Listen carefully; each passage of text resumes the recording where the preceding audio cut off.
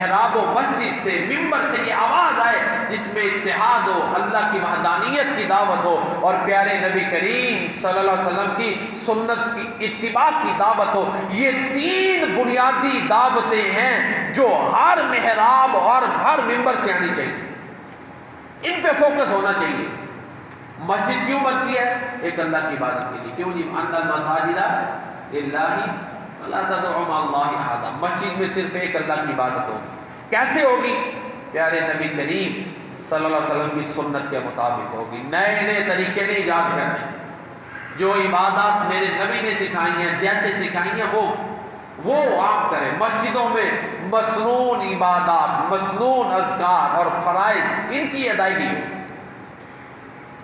کیونکہ اپنی طرف سے جب چیزوں کو عبادت کا نام دیا جائے تو لوگوں کو پھر سمجھ نہیں آتی کہ سنت کیا ہے، اور یہ مولوی صاحب